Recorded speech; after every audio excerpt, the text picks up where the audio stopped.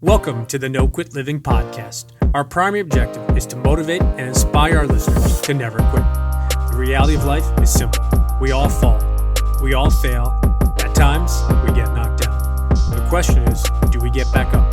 Are we stronger? Are we better prepared to attain the maximum of our potential? Thank you for joining our No Quit tribe. As you go for your greatness today, never quit. And remember, we rise by lifting others up. Welcome to episode number 518 of the No Quit Living podcast. I'm your host, Christopher J. Worth, and today's theme of the day is It's a Process. Our quote of the day comes to us from Arthur Ashe. Success is a journey, not a destination. The doing is often more important than the outcome.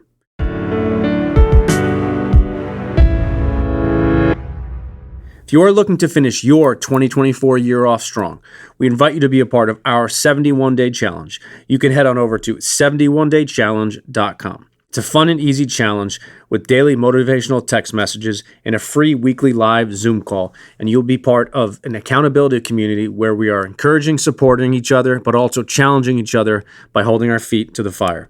You can start at any time, doesn't have to be on the first day, but you can't be successful without taking action.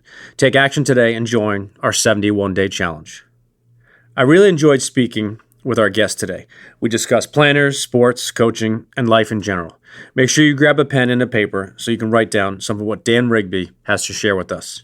I hope you enjoy today's episode. Dan, I'd like to welcome you to the No Quit Living podcast.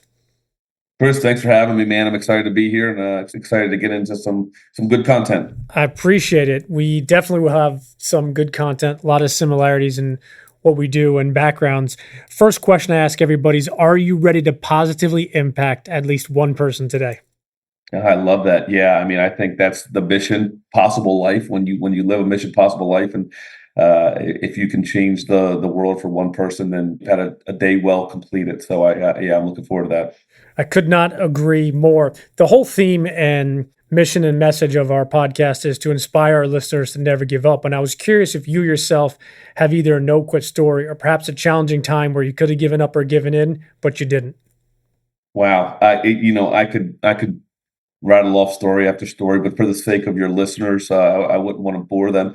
I lost a really close high school wrestling match in the state championship. Everything was, the cards were all in place, and I lost when I was winning big, and that was a tough moment for me. But just a moment that really molded me and shaped me into who I am today. I went through a divorce early at an early age, and that was a tough moment too. But again, just a moment that shaped me and molded me who I am. And now I'm on this entrepreneur journey, and it's like I fail every day. Like it's every day something goes wrong.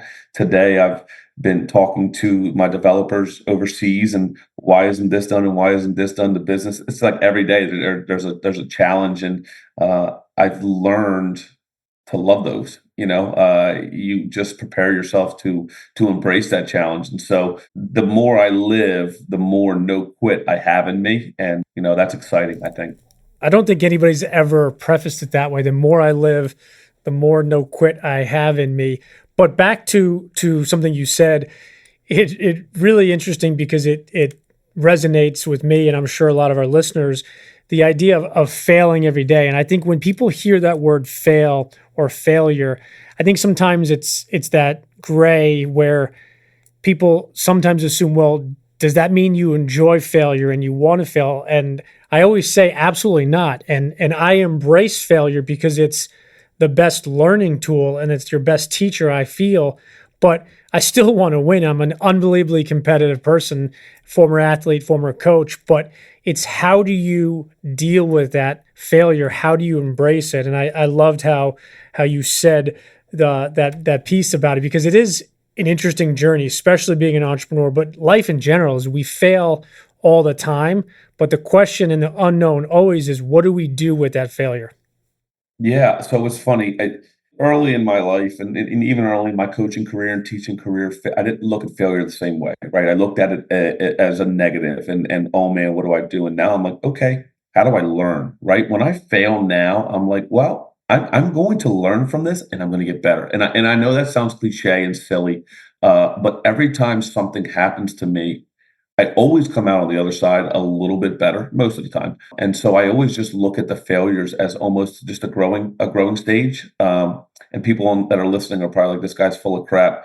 And for most things, I am, but this is not one of them. Like every time in this entrepreneurial journey, every time I fail, I'm just adding things to my toolbox. I'm just learning more, learning more, learning more. So I become more resilient. I become tougher. I become more focused. I become more present. So it is a necessary part of life, and I think when you learn to embrace it and you see the positive in it, you almost just feel like it's you can't throw a lot at me that I can't handle right now. So I kind of view it that way. Well, you touched upon early right there, really resonated with me when I look back to my early high school coaching career.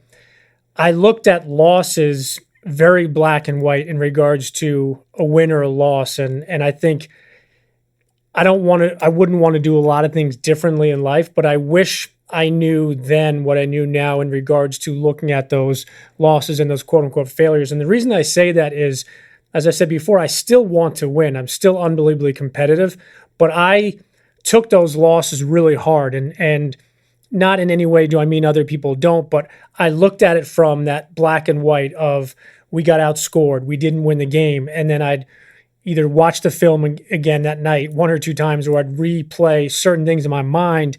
And now I can look at it from the perspective of, okay, if and when this happens a week, a month, 6 months from now, how can I better adjust? Or what can we do better tomorrow in practice? And I think whether it's sports, business, family, life, kids, whatever, we always have those opportunities to come back better. So if and when we encounter an identical or similar obstacle, we're much better equipped to handle it than we were in the past.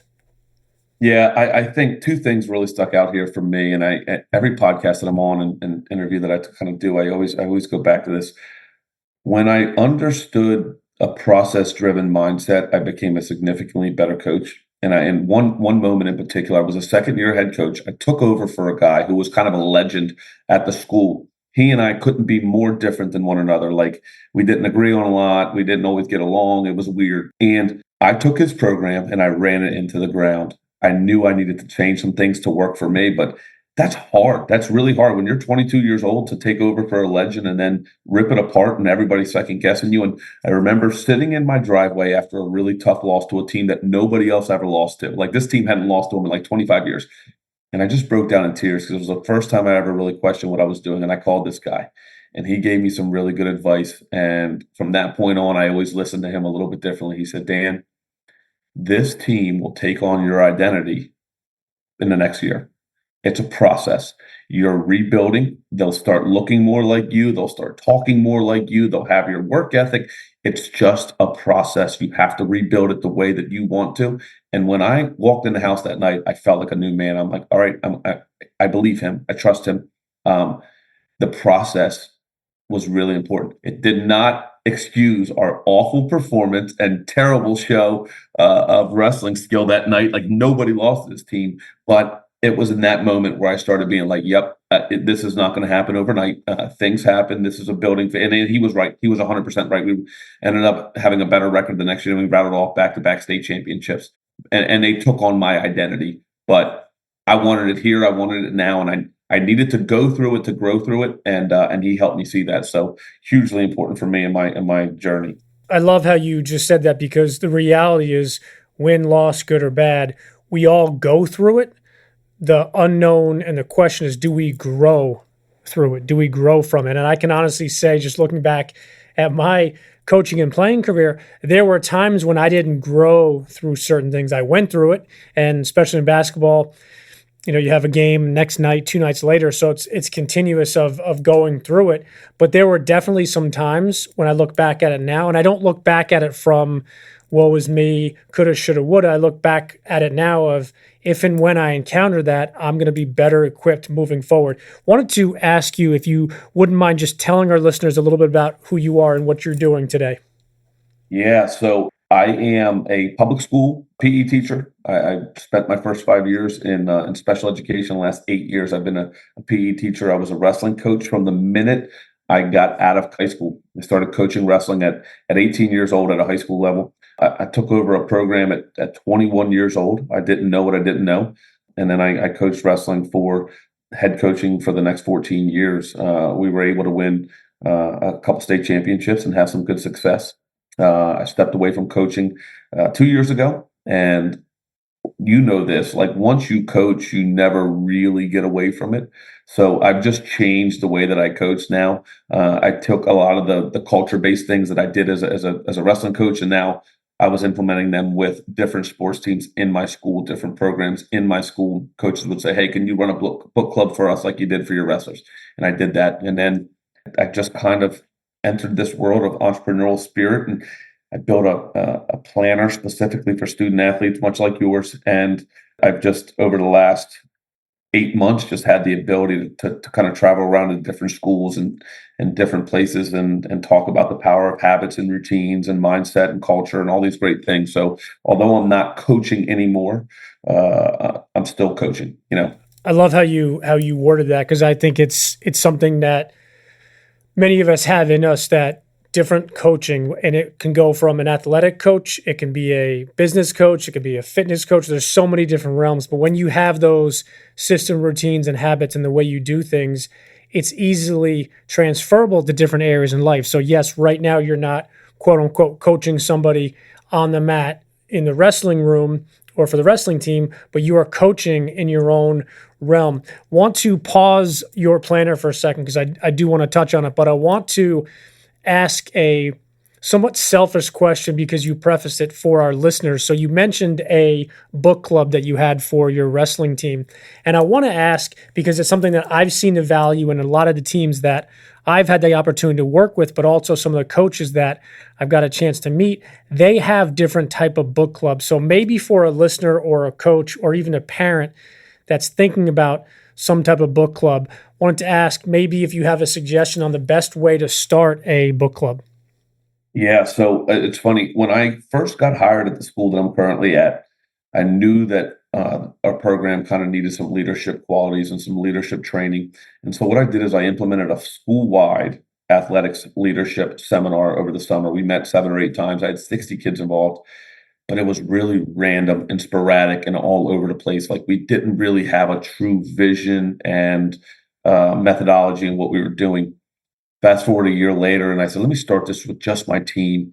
And I've always been a kind of a mindset leadership kind of guru in terms of reading. And I started with the John Gordon book, The Power of a Positive Team. And it didn't go well the first year. It didn't go well at all, because I didn't know how to run it. And then fast forward a couple of years, we kind of got better and got better and got better. And I found the right book. I had to find a book that was really, really could speak to the wrestlers, you know. And I started using Training Camp, which is a John Gordon book.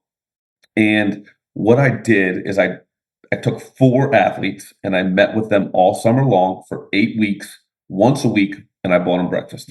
And I book clubbed with just them. These were the kids that had the best leadership abilities on my team. And then the premise is, once the wrestling season started in November, they would be in charge of leading their own book club with 4 or 5 athletes. So these athletes would read the same book. These leaders, if you will, would lead the discussion. They knew the questions to ask. They knew the book like the back of their hand.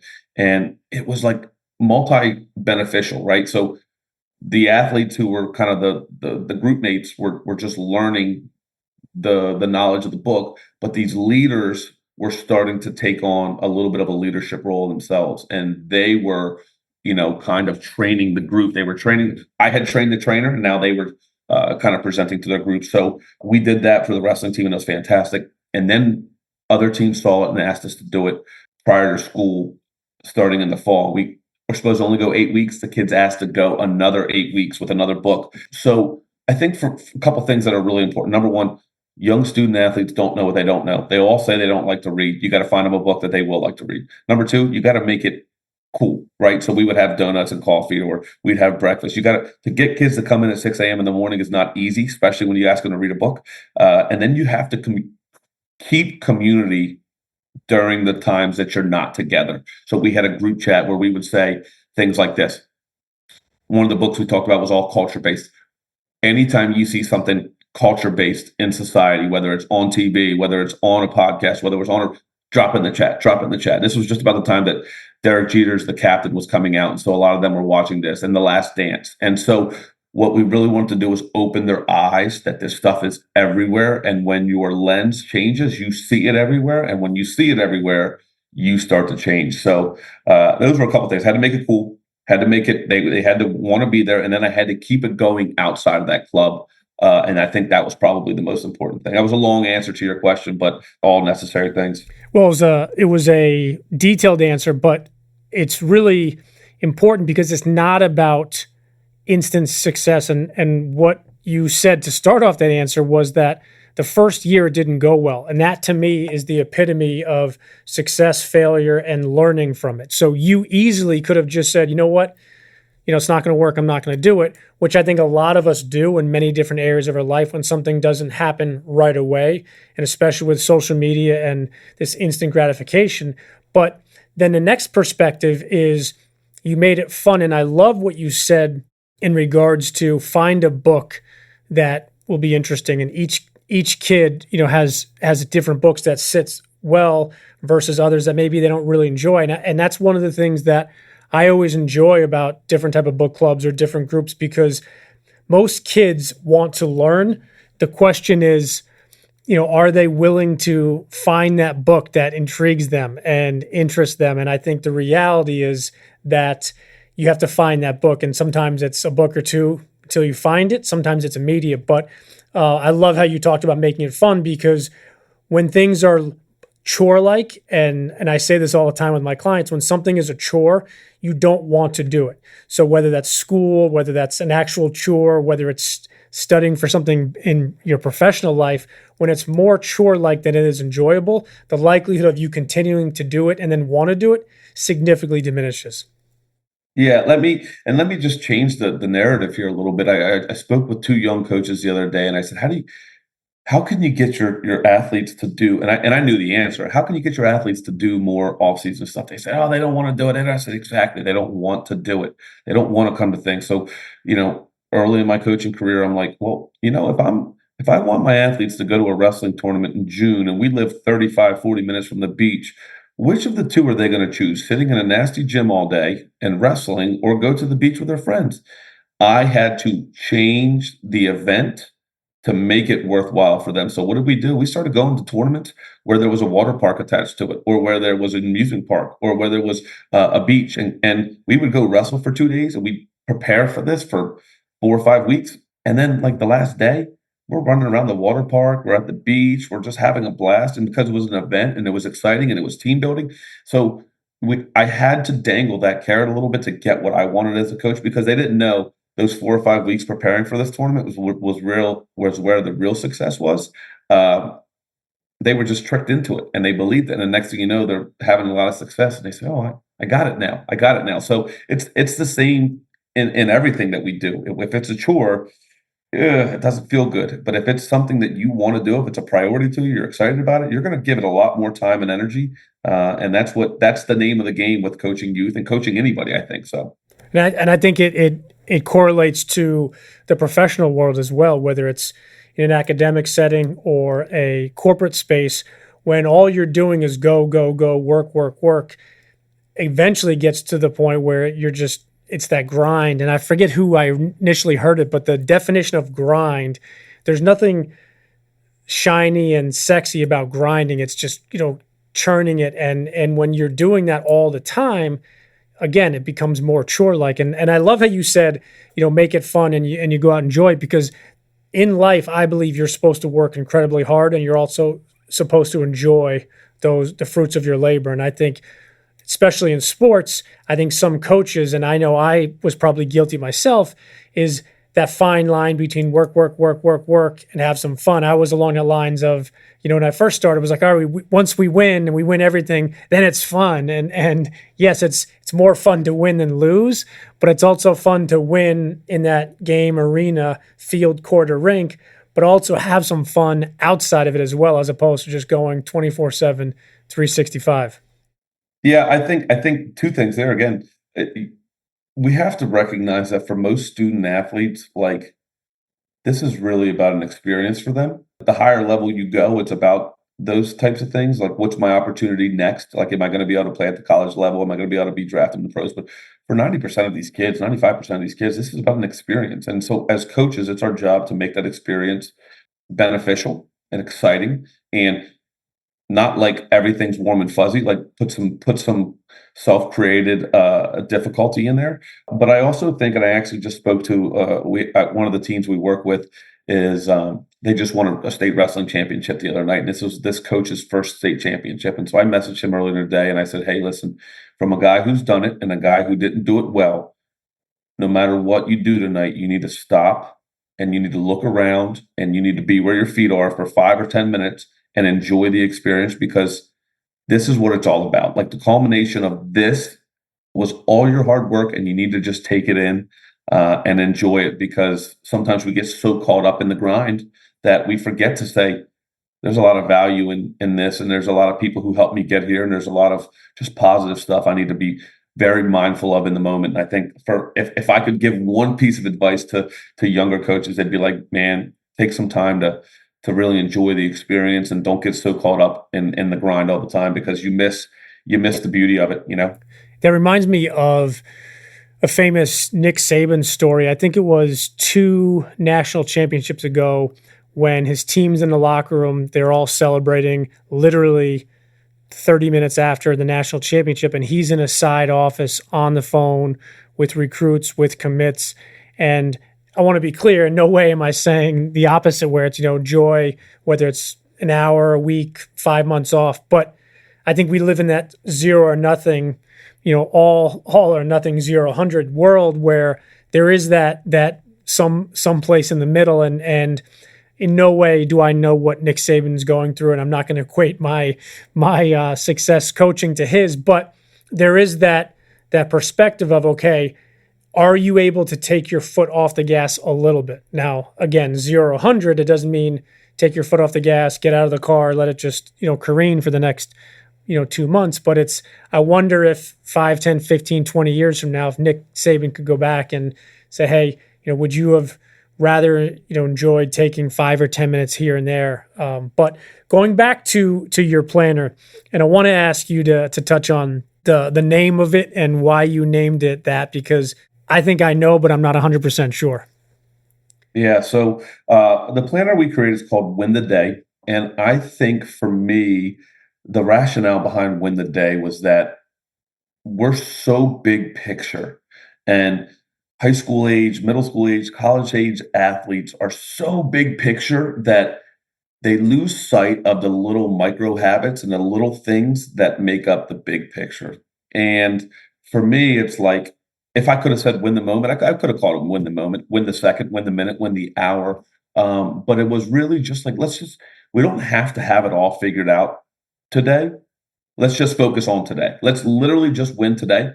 And if we stack these days of success and maybe not even success, if we stack these days of positive habits and positive routine and process oriented, systems, results will follow. It might not be the exact results that you want, but you're going to come out as a winner no matter what, because you're now living as the best version of yourself. So for me, Win the Day was really just an idea that, we don't have to set a goal for a year from now or 5 years from now. Let's just focus on winning today, and then win tomorrow, and then win the next day. And then, by default, we should give ourselves the best opportunity to achieve that goal down the road. So I think that for me was really important.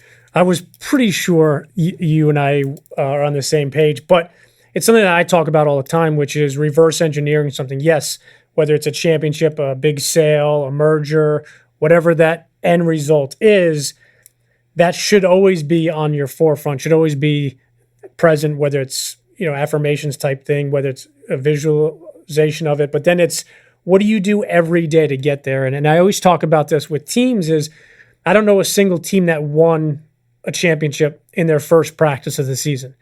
I know many teams that stack those good days, good weeks, momentum, but it's those little things that make a huge difference. And if you can win today, tomorrow will take care of itself. I'm not saying don't care about tomorrow, but you can't win tomorrow before you win today. And I know that sounds really cliche, but it's regardless of what happened yesterday, you focus on today, this morning, this afternoon, this evening, in preparation for setting yourself up to have a successful tomorrow. But you can't have a successful tomorrow before you get through today. And I think so many people look at just that end result and kind of miss all those little steps along the way. And then when you do that, I think those little steps that you've missed now become huge obstacles that you need to be perfect today and perfect tomorrow, as opposed to being consistent today, consistent tomorrow.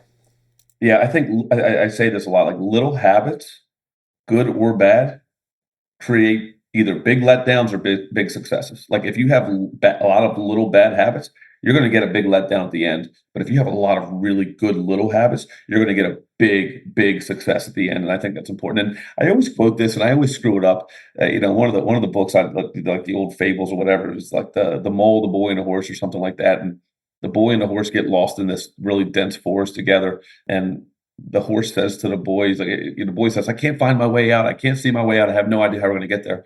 And the horse says to the boy, "Can you see one step in front of you?" And he said, "Yeah." He said, "Well, just take that one. And then if you can see the next one, just take that one." And before you know it, they're out of the woods, right? But like that is just so metaphorical and symbolic of where a lot of our student athletes live. It's beyond the athletic arena too. It's like school, right? So we have these huge, I got all this work to do. I got all this work to do. And how do we put a system in place to just check this off and check this off and check this off and the next thing you know, we've accomplished that pile of makeup work. We've accomplished that really looming massive project that we just couldn't figure out how to get through. And I think, but for adults, it's the same way. Like I write things down every day, and I'm like, I got a big list of stuff to do today, but it's on a list. And so if I just check one, and then I check another, and then I check another, before you know it, the list is done. Whereas if it just piles on you, you can't see a way out, and that's a difficult thing for a lot of young minds, but also old people like myself. And I love that you mentioned the list, because within our planner as well, there's those areas for lists and things. And I always talk to people about those little things, and always talk about, if you look at a list of 5 things or 10 things or 15 things all at once, it doesn't matter if they're teeny things. If there's 10 or 15 of them in a list, it's daunting. But if you then say, okay, I'm going to go from top to bottom or bottom to top, whichever way you work better, is you can only check off one at a time, right? People miss this idea of multitasking. It's like you can't work out, sleep, eat, and do your job all at once. If you could, you and I would not have our planners. We wouldn't have a career. Everybody would be billionaires. But it's doing one thing at a time. And it's okay, I'm going to knock this task off, and then this one. And then what I always say to people is, instead of looking at it from the perspective of perfection, look at it from, at the end of the day, let's just say there was 10 things and you got 8 of them done. Don't look at it with the focus of, I didn't do these 2 things. Flip it over and say, okay, I got these 8 things done. Now these 2 are going to be number 1 and number 2 for tomorrow. And for me, that's really helped, especially with the student athletes I get to work with. It's looking at those things on a checklist. I got this done, boom. I didn't get this done. This now goes to tomorrow, and I'm going to deal with it then, as opposed to all or nothing, 0 100.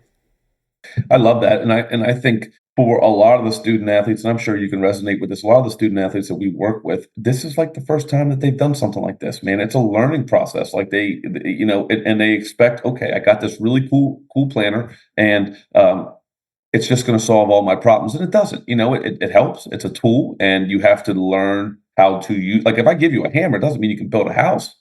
But if I teach you how to use the hammer, now all of a sudden you have a better chance of building that house. And I think for the planners are no different, right? Like you have to learn that this is part of my habit, my routine, and this is part of my system and structure, and it gives me structure. And so, like, I think that's the learning curve for a lot of student athletes. But again, and it's not just you said it earlier. It's not just student athletes. It's across the board, right? It's what systems are we putting in place, and how are we learning to be consistent with them and not give up on them, and when they don't show huge progress in the first week or so, like New Year's resolutions, like they're gone really quickly because we have this really lofty goal, but we don't have systems in place to make sure that those goals happen. So it's a learning process, just like me as a coach, just like you as a coach, as an entrepreneur, it's a process, and I think those things are important. I love that, and what you said really hit home with me is the idea that it's a tool. It's not a system. It's not a book. It's not something that all of a sudden, boom, you buy it or somebody gives it to you, and then all of a sudden you're a success overnight. And a lot of people have messed around, for a good use of words, with our planners, and quote unquote haven't had real success with it. And I always say, okay, well, are you being consistent with it? And then the answer is, well, I did it on Monday, didn't do it on Tuesday and Wednesday. I did it on Thursday, and then the weekend got busy. And I always look at it from the perspective, it's not about being perfect. So ours is a 13-week planner. So in no way do I ever say you need to be perfect from week 1 all the way through week 13. But I do say if you do a great job on week 1, then you don't even touch it on week 2 and 3. It doesn't matter how good the tool is. And like you said, you can have a hammer. It doesn't mean you can build a house. And it goes back to me to something that you and I have talked about quite a bit offline, is the idea of consistency. The most successful people in all walks of life are the most consistent. They're not perfect. They are not undefeated. They don't sleep 9 hours and 12 minutes every day and have this perfect life. But if you look at day in and day out, they're way more consistent than they are inconsistent. The best indicator of a team's success is their consistency, right? Like everybody can come into practice for 2 hours and have a stellar practice. Like that's not hard to do. It's hard to do it day in and day out. It's hard to be consistent in that and consistent in your routines and consistent in your nutrition. Like it's like, you know what? I ate like crap last night. This is true. I ate pizza last night. I had some wings. I feel like crap today. But coming back today and just having some greens and a detox, that's cool. But if I go eat pizza again tomorrow, like that's not, just because I did it one time doesn't mean I'm going to be, living this lifestyle that I want of health. So the consistency factor is really a huge thing. Again, in sports, in school, in business, in lifestyles, and I think that's probably the biggest. If I had to pick one thing that was the biggest indicator of somebody's success, is can they be consistent with the things that they choose to do and the things that they value. And I think you said it really well, a stellar practice. Anybody can come in and have a stellar practice for 2 hours. And I say this all the time, both when I'm coaching, but also from different stages. I believe anybody can do anything one time, whether that's having an awesome workout or eating perfect for one day. But it's not about doing it once. It's about that second day, that third day. But I love your transparency about, eating pizza and having some wings and things like that, because that's part of life, right? But it's, do you allow a really bad Sunday to turn into a bad Monday, Tuesday, and Wednesday? Because I believe, and I think people miss the boat on this sometimes, momentum is both a positive and a negative thing. So you look at it in sports, when you are playing well as a team, momentum goes, get the first win, second win, third win. All of a sudden, you've won 4 games in a row because momentum's going. You're doing the right things. People are playing well. But it's also the exact opposite too, where you do those little things not well. Maybe in a basketball sense, you don't rebound. You're not playing good defense. So that first loss comes. And then all of a sudden, second game, you're still not playing good defense. You're not rebounding. Second loss, third loss. All of a sudden, you've lost 5 games in a row. And I think it goes back to, like I said, the momentum, both positive and negatively, but it's not allowing that one bad game or one bad meal or one day or 2 days where you miss working out to turn into 3, 4, 5, and being honest with yourself and saying, hey, I dropped the ball yesterday. Can't go back to it. I would have liked to, but now I'm going to pick up today and I'm going to go to the gym, or I'm going to intermittent fast for 3 or 4 hours to clean myself out. But I love how you prefaced that. You mentioned books before, a couple of books you did with your book club. Have to ask if you're currently reading something or if you've read anything recently that you'd like to possibly recommend to our listeners. Yeah. So, I think for me, the next book that I'm going to start is called The Captain Class. Actually, no, I just got done the Captain Class. The next book I'm going to read is The Positivity Tribe. There we The go. captain class happened to be on top of that, and I mentioned that to you. The captain's class is good. It is a study of basically some of the best teams in the world in history. They collect a lot of data and they say, what did these teams do differently than everybody else? But I think the other one that I just really always sticks with me is Atomic Habits, and I just love like everything about that. I think, truth be told, some of these books you can get through listening to a podcast. Like John Maxwell's always famously says, like, you can get a lot of the stuff in my book on a 1 hour podcast without all the fluff. I feel like Atomic Habits can kind of be that way. Captain's class was very detail oriented and lots of practical knowledge in there. So yeah, that was my most recent study, and now I'm getting ready to get on the Positivity Tribe. So I'm excited about that. I appreciate that. The famous Jim Rohn quote, "You are the average of the 5 people you spend the most time with." If I could grant you dinner tonight with any 5 people, dead or alive, that you could level up with, who would you pick? Wow, I love that question. I love that statement. I'm a big, I never, sadly enough, and this is probably really wrong. I never give Jim Rohn the credit that he deserves for that. I always tell my students that the great philosopher Denzel Washington uses that, and they giggle. To me, George Washington would be one of them. Abraham Lincoln would be one of them. Probably Mother Teresa. John Wooden for sure. Like I love everything that he stands for. And for those of you that haven't read some of his books, Game Plan for Life and just all of his stuff in general is really fantastic. I love. I would love to just be with people who do everything great. Like they're just great in everything that they do, and they're just ahead of their time. So like Martin Luther King was just ahead of his time. George Washington was ahead of his time, Abraham Lincoln, and so for me, those guys would be really important. And I'm like I could listen to Jim Rohn and John Gordon all day long, or John Maxwell. Like I just those guys. Every time they say something, I just hang on it, and I think they just have such a nice way of orating thoughts in a realistic and meaningful methodology, and I think that's important. So I love people who are the best and the greatest at what they do. Wanted to ask if there's 1 or 2 people that you follow on social media that really put out uplifting content that maybe you'd like to introduce or in some ways reintroduce to our listeners. Yeah, so John Gordon, I think, puts out some really good stuff. I think John Maxwell puts out some really good stuff. I like the way that John Maxwell puts it out, even on his app. He has like Minute with Maxwell, where it's just really short, easy, to the point. I think one of the things that I like to use is John Maxwell's 5 levels of leadership for student athletes. I think we spend a lot of time talking about leadership, and he's done he's done it really well in terms of like breaking it down in the difference between the 5 levels, and he talks extensively about that. So, and then finally, I like James Clear. I think James Clear just does a nice job on social media. Andrew Huberman as well. He's a little more in your face about things, but I can deal with that. So yeah, those 4 guys for me are and Mel Robbins. I'm a big Mel Robbins guy. I think she does a nice job with kind of putting some content out there that's just very simplistic and very like down to earth. Sometimes I think we get this holier than thou approach, and Mel Robbins is not like that at all. She's very real, and I think that resonates with a lot of people. Yeah, and I think to her success and a bunch of the people that you shared, not in any way to demean what they do, but I think some of the simplicity of what they share really resonates with me. And in today's day and age, we're getting things thrown at us quicker today than ever. So for me, I love some of those people that have those bite-sized things. And then for our listeners that want to connect with you, follow you, find out more about you and or your planner, what's the best way for them to do so?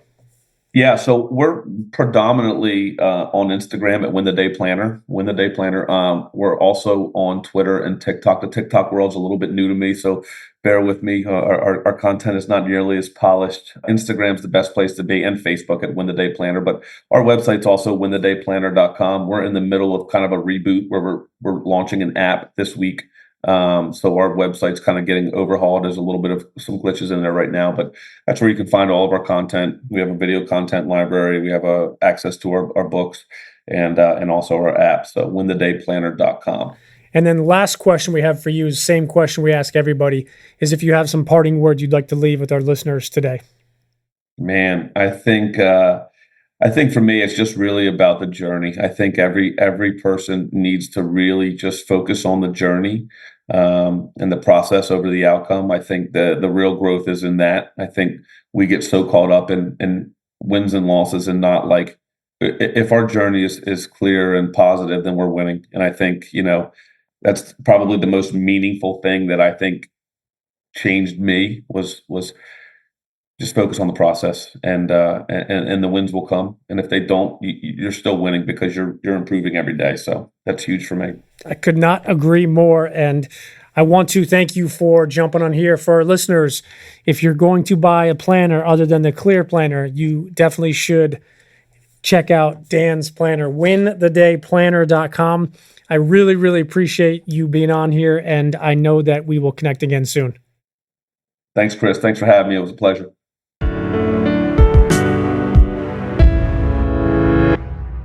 Thank you for listening to episode number 518. In his parting words, Dan shared something with us that many of our other successful guests have also touched upon: the importance of focusing on the journey and your process over the outcome. With that in mind, I would like to both encourage and challenge each of you to remain consistent with your process.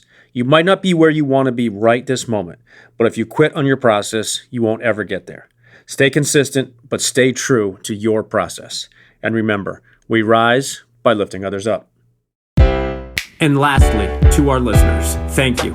We truly appreciate your time, and we hope our episodes inspire you to keep on attacking life and never giving up. To quote Dr. Norman Vincent Peale, it's always too early to quit.